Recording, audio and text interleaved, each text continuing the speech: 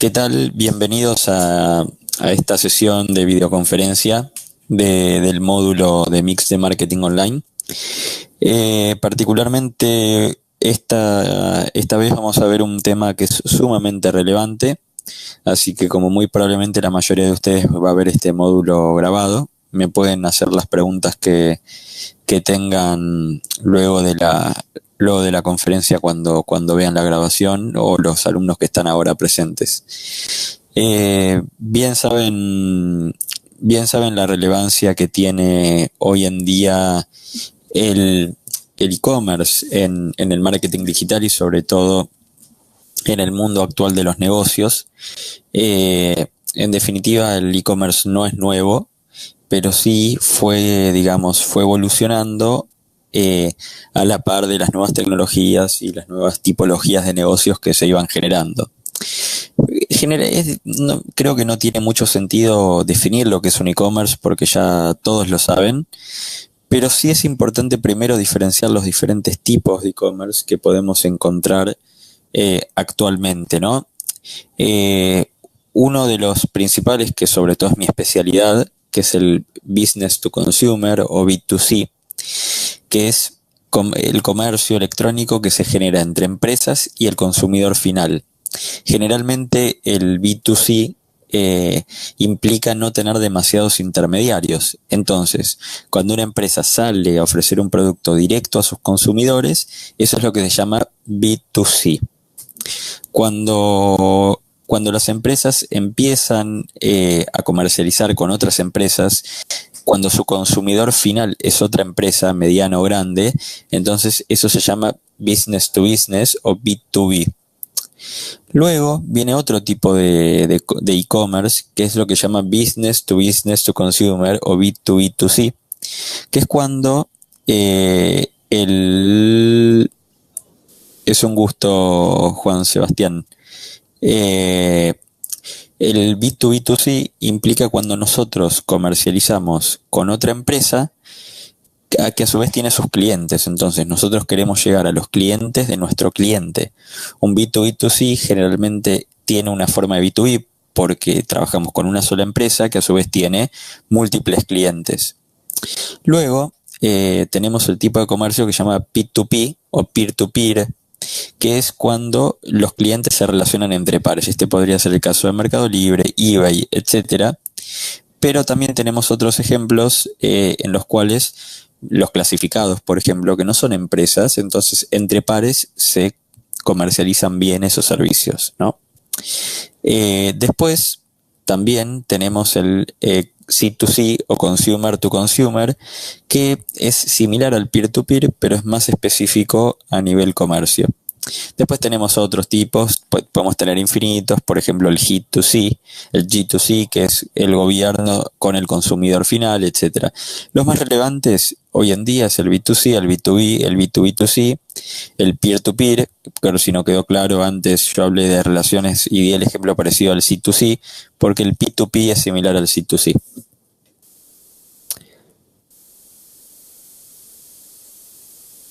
Ahora bien, ¿qué ejemplos podemos tener en el día de hoy?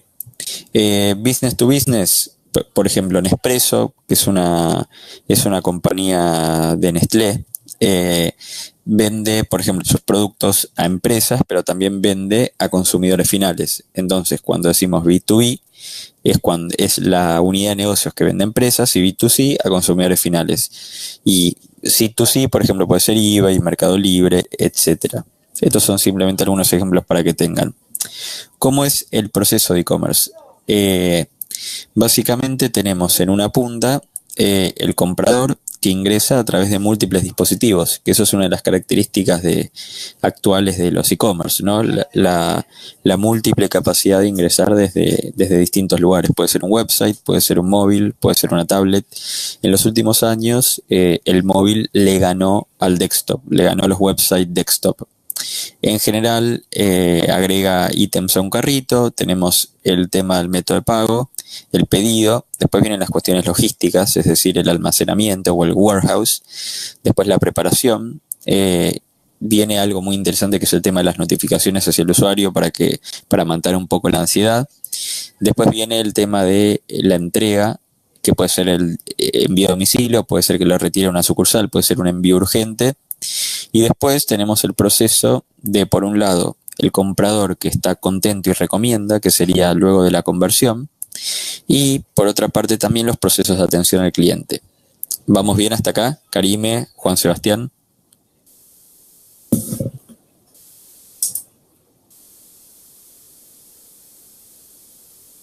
Excelente, muy bien.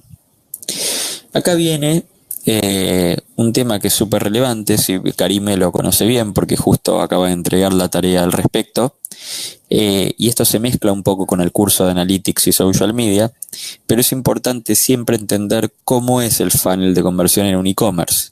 Generalmente, estos números, si bien son ficticios, son muy similares a los números que van a encontrar en los e-commerce de América Latina. Generalmente, por cada 10.000 visitantes, aproximadamente 60% visitan el shopping area, es decir, los productos. El 30% de esas personas ponen un ítem en un carrito y solo el 3% genera una compra, lo que nos da aproximadamente 54 visitantes que completan la conversión por cada 10.000 que ingresan. Esto lo van a ver un poco más gráfico acá, con las etapas del funnel de conversión en los e-commerce y en general, que decimos que para pasar a la etapa de consideración generalmente se pierde un 40% de los usuarios, para mostrar la intención de compra, que es el agregar al carrito, un 30%, y el completar la compra, que es la acción. Entonces es sumamente relevante cuando tenemos un e-commerce plantearnos nuestro funnel y mejorarlo, ¿no? Optimizarlo. Muchas veces lo que ocurre es que las empresas se quedan mucho en el top of funnel o en la parte de arriba, que es la cantidad de visitantes, y no tratan de entender por qué pasan los visitantes de una etapa a la otra. Quiere decir que si yo soy inteligente, puedo invertir menos presupuesto en conseguir más tráfico e invertir mi tiempo en hacer más efectivo el pasaje de una etapa a la otra. Claro, muy buena pregunta, Karime. Esto cambia, depende del objetivo completamente. Este caso es de e-commerce particularmente porque está adaptado a la metodología de un carrito. Si tuvieras otro objetivo, claramente el funnel se puede plantear distinto, definitivamente.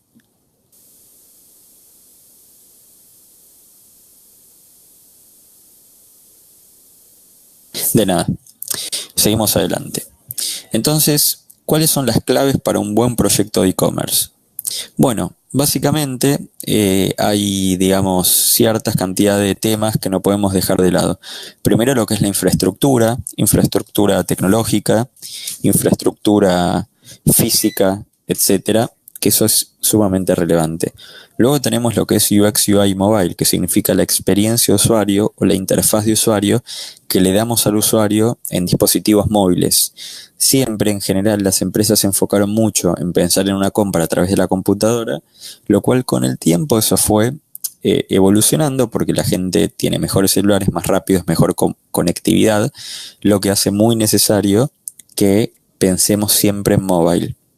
Luego los equipos de trabajo, las mediciones o el analytics, una buena gama de medios de pago, que lo vamos a ver sobre el final de esta presentación, la logística, las integraciones con los diversos sistemas, por ejemplo con contabilidad, con ventas, con gestión de los clientes, etcétera, y la difusión o la comunicación.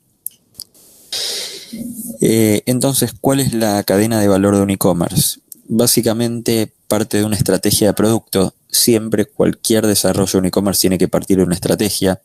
Otro elemento core de la cadena de valor es la difusión, la venta, cobros y entregas y la fidelización del usuario. Entonces, empecemos a manejar esta terminología porque a veces las empresas se olvidan de algunos de estos elementos y los e-commerce fracasan no porque no tengan un buen producto, sino porque no tienen bien resuelta su cadena de valor. ¿Y cuál es en definitiva esta cadena de valor? La administración, es decir, un buen sistema de gestión o un ERP. También lo son cómo hacemos la gestión de los clientes, cómo atendemos los reclamos, cómo registramos la relación con los clientes. Después el ecosistema de marketing digital, que es muy relevante. Luego la logística, Hola Lucely, bienvenida. Sí, acóplate y luego puedes ver la primera parte de la presentación grabada. Eh, Luego la parte de las ventas, es decir, bueno, los marketplaces o los lugares donde se van a vender, pero también hay muchos portales que pueden llegar a revender, y el que yo creo que es uno de los más claves de todo, que es el tema de los medios de pago. Eh, a ver, cuando hablamos de mobile o de móvil en un e-commerce, tenemos varias opciones, no hay una única opción que existe. Primero podemos tener versiones que lo que se llama versiones responsive, es decir, lo mismo que la persona ve en su pantalla desktop o de escritorio, se adapta al móvil de forma automática. Hacemos que los elementos se adapten. Esto no significa que hacemos una versión especialmente para el móvil, sino que hacemos que los elementos sean adaptativos. Esta no es la situación ideal, pero es una situación mucho mejor que no hacer nada. ¿Cuántas veces les pasó de entrar a una página o de un e-commerce y de ver una pantalla completa de desktop adaptada a una pequeña pantalla de celular?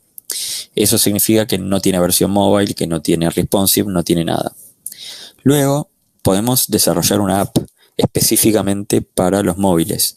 Entonces la persona se baja en iTunes o Google Play la app. Eso es muy bueno porque nos permite tener un traqueo mejor del usuario, permite mandar push notifications, permite dar una buena experiencia, pero el desarrollo de una app es cara y hay que mantenerla. Luego también podemos hablar de lo que se llama un desarrollo del sitio mobile, es decir, creamos un sitio especialmente para las versiones móviles, que también es responsive, pero lo diseñamos para los celulares, lo cual funciona bastante bien, es una situación muy ideal a mi entender. Los mejores sitios del mundo desarrollan la versión mobile y también la app. Pero bueno, no olvidemos que hoy la gente navega con los celulares, así que es así. Y aquí viene algo que para mí es fundamental, y este es el ADN de mi trabajo en general cuando desarrollo productos o gestiono productos, que en el B2C las reglas son distintas. No significa que en el B2B esto no aplique, pero en el B2B, al ser una relación entre empresas, los términos son distintos. Por ejemplo, voy a nombrar uno por uno. Las condiciones claras. La condición tiene que estar clara desde el momento cero. El usuario se va a ir muy rápido si no encuentra las condiciones claras. Cuando estamos hablando del B2B, como hay una relación más cercana, es distinto. Después, hacerle entender al usuario en qué momento está del proceso. Entonces, si ya agregó ítems al carrito, explicarle que ya agregó los ítems. Es muy, muy relevante que el usuario no se pierda en el proceso. Luego, no tener costos ocultos, ser completamente transparente en los costos que va a tener la persona, de envío, de comisión, de lo que sea. Ser simples, ser honestos y siempre desarrollar todo pensando en el comprador, no en nosotros, no en todo lo que nos gustaría, sino que en lo que al comprador le vendría cómodo para tener una buena experiencia. Y después viene un poco cómo se empieza a fusionar en el tiempo el e-commerce y las redes sociales, formando, digamos, una nueva categoría que la podemos denominar social commerce, que lo pueden ver aquí en 1800flowers.com, por ejemplo, que las empresas empiezan a fusionar las redes sociales y el e-commerce. Entonces ahí ya tenemos un botón de comprar, ya hay apps que nos permiten generar compras dentro de las redes sociales. Entonces es una categoría que se podría haber desarrollado aún más, pero no deja de ser sumamente relevante. Acá hay algunos ejemplos y voy a hablar básicamente de algunos KPIs o KPIs que, si recuerdan, los vimos en el módulo de Analytics, pero aquí son específicos del e-commerce, que es, por ejemplo, vamos a ver algunos que pueden llegar a ser interesantes. El Add to Cart Rate, es decir, la tasa de agregación al carrito, que esto lo podemos calcular tomando los visitantes que agregaron ítems al carrito por la cantidad de visitantes únicos en ese periodo. Entonces yo sé de todos los visitantes que hubo, cuántos agregaron al carrito o qué porcentaje, ¿no? Después podría haber el Finish Cart Rate, que sería la tasa de finalización del carrito, que lo podemos calcular sumando todas las personas que agregaron ítem a un carrito y cliquearon para la página de envío, dividido toda la cantidad de gente que agregaron ítems al carrito. Si se dan cuenta, estamos generando como un funnel más complejo, con indicadores o KPIs mucho más complejos que los que en general uno utiliza, que son más simples, ¿no?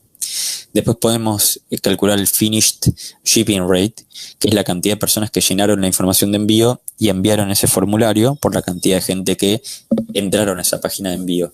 Entonces es la cantidad de gente que estaba en un estadio y la cantidad de gente que lo finalizó, ¿no?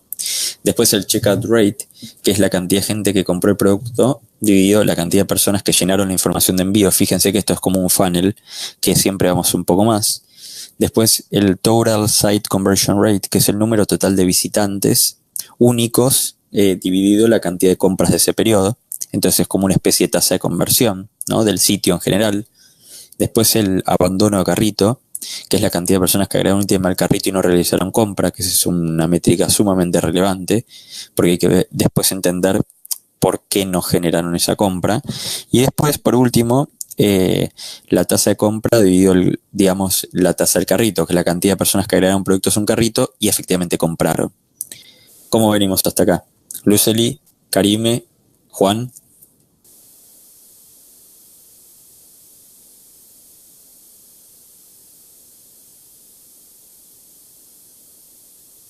Excelente.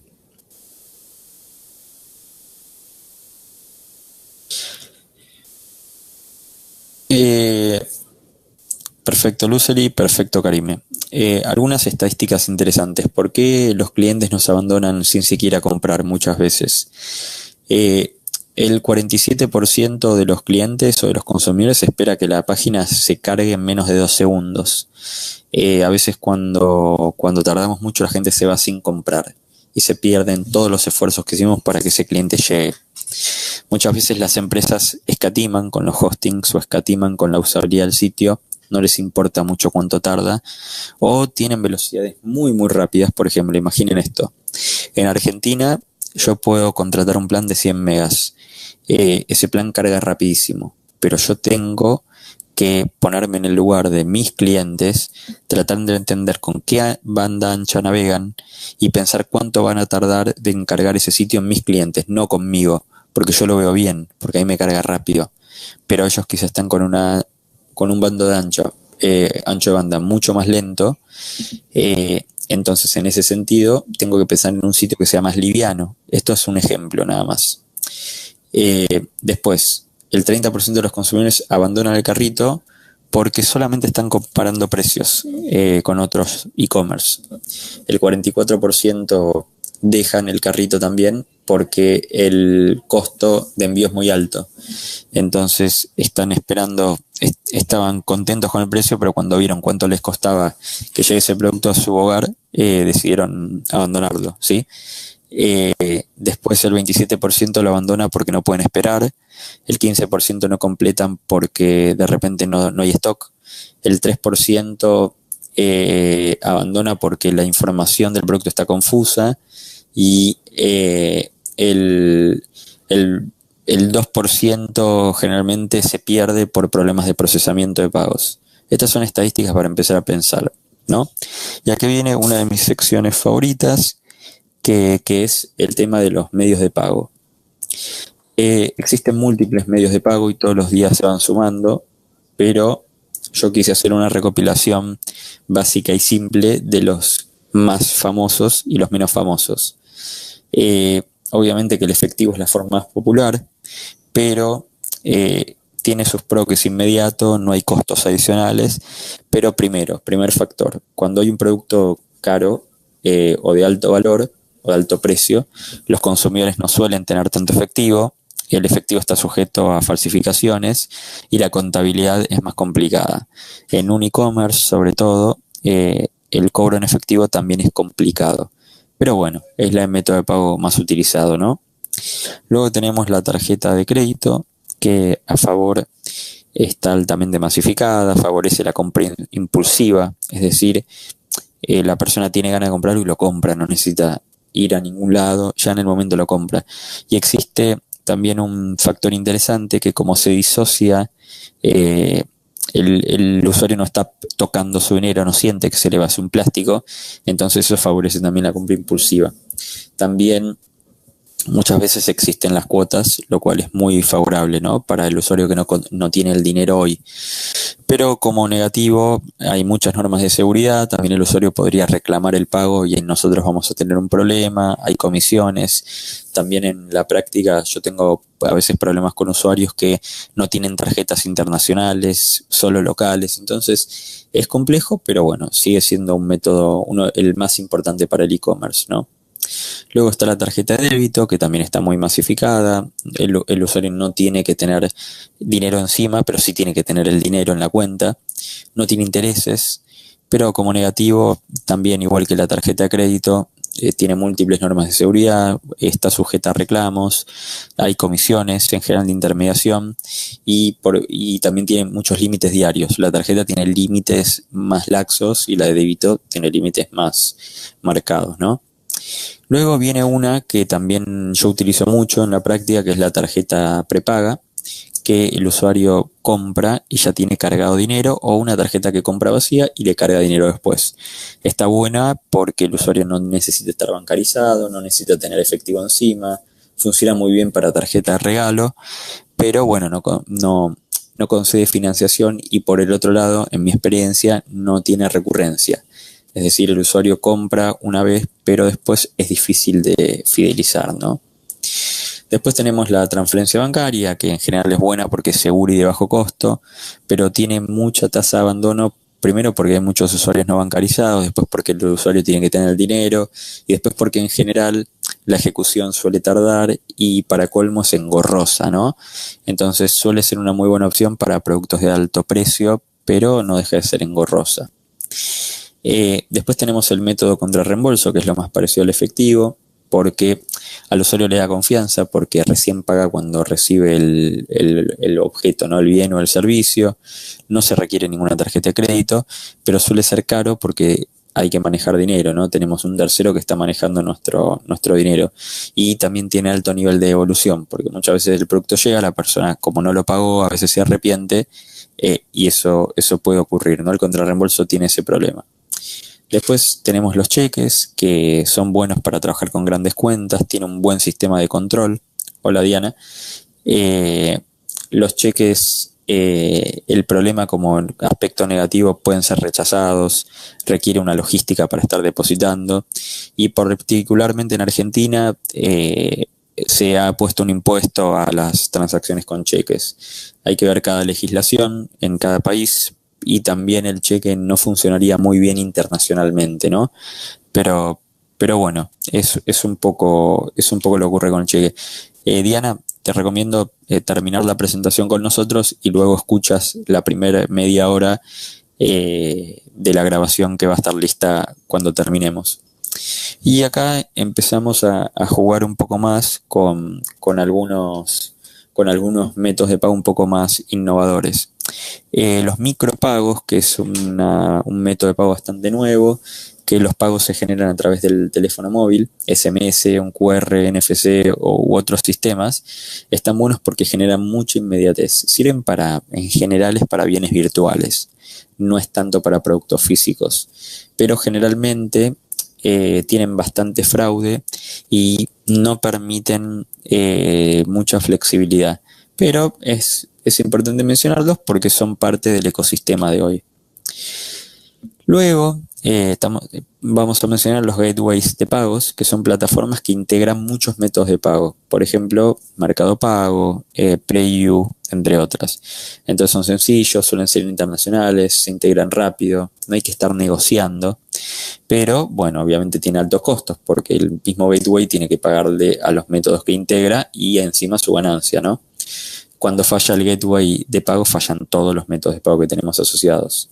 O sea, eso a veces es un problema porque si yo tuviera varios métodos por separado me falla uno y tengo los otros, pero si yo tengo un gateway, digamos, abarcando todos mis métodos de pago, si cada uno se caen todos. Por último, hay que mencionar que no es tan fácil gestionar los reclamos con los gateways de pagos porque hay un tercero involucrado, ¿no? Pero bueno, es un camino que todos tienen que recorrer. Después una categoría que yo la llamo cash payments, que puede ser Baloto, por ejemplo, que el vendedor no necesita trasladarse porque, y tampoco tiene que estar bancarizado el cliente, porque bueno, se va y deposita la plata en un tercero, ¿no? Pero como negativo, los plazos de acreditación suelen ser largos, las tasas de intermediación, es decir, las comisiones que nos cobran son muy altas, y muchas veces, y esto es algo que me ocurrió muchas veces, que los compradores emiten el comprobante, pero se olvidan de ir a pagarlo, no hay un compromiso fuerte. Entonces suele funcionar muy bien, pero hay que generar todo un ecosistema para que la gente no se olvide, recordatorios, estar encima, etcétera. Luego podemos hablar del dinero electrónico, que a veces el usuario no necesita dinero encima, no hace falta estar bancarizado, es inmediato, evita estar cambiando y el redondeo, pero todavía el dinero electrónico está luchando con su curva de aprendizaje, es más, es más habitual en los nativos digitales, pero no en los inmigrantes digitales, se requiere una red física. Digo, el futuro está en el dinero electrónico, pero todavía está en un periodo de adaptación, ¿no? Y digamos, por último, tengo que hablar de las criptomonedas. Yo ya vengo hablando de las criptomonedas hace 5 o 6 años, pero bueno, ahora que el Bitcoin y otras criptomonedas se volvieron muy, muy masivas, ¿sí? Acá hay una que ya casi no aplica, que es casi costos nulos de transferencia. El Bitcoin hace un par de años era muy económico para transferir, hoy no tanto. No suele tener mucho fraude, y hay todo un mercado habido de utilizarlo como medio de pago. Pero tiene 3 problemas, que es la aceptación todavía no es total, la cotización es muy volátil, todo el tiempo cambia, y es necesario venderla para hacerse el dinero. Entonces es una muy buena opción, eh, pero todavía en una curva de aprendizaje tal cual el dinero electrónico. Entonces vamos a ver las últimas 2 filminas, que es recomendaciones para optimizar el checkout o digamos, la parte del carrito y cuando se termina la compra. Algunas recomendaciones. Primera, no obligar a los usuarios a registrarse para completar el proceso. No hay que obligarlos. Hay muchos que pueden comprar como invitados si se sienten cómodos así. Y aparte ya una vez que el usuario tiene su carrito se va a querer registrar. Pero hacer que el usuario primero se enganche antes de pedirle que se registre. Después que el costo que se va acumulando sea siempre bien transparente e irlo mostrando durante todo el proceso. Al usuario se siente cómodo, ¿sí? Luego la recomendación de productos en vivo o en tiempo real es muy buena, es muy fructífera. Luego siempre tener una página de confirmación con todos los datos completos de la compra y de contacto. Luego tratar de reducir los pasos, porque cuanto menos pasos, más corto el funnel. Y se recomienda el one page checkout, es decir, en una sola página que no tenga que estar avanzando por muchos pasos distintos, poner todo lo que podamos. Siempre recordar la opción de continuar comprando, es decir, a veces el usuario se olvidó algo, entonces después no quiere deshacer el carrito. Entonces, la opción de continuar comprando, evitar pedir información que realmente no necesitamos del usuario, porque el usuario eso se pone nervioso, no necesitamos tanta información. Y por último, el One Click to Buy, que es una opción que por ejemplo tiene Amazon, que lo pueden ver acá, que cuando ya tenemos ciertos datos del usuario, tratar de no volver a pedírselos. Entonces el One Click to Buy es asumir la información que tenemos para no pedirla nuevamente. Así que bueno, para los que están desde el principio, espero que les haya gustado. Para los que llegaron luego, espero que también. Pueden consultar ahora la grabación en un rato cuando la disponibilicemos. Voy a detener la grabación y me hacen las preguntas que quieren, así no quedan grabados y acelero el proceso. Muchas gracias.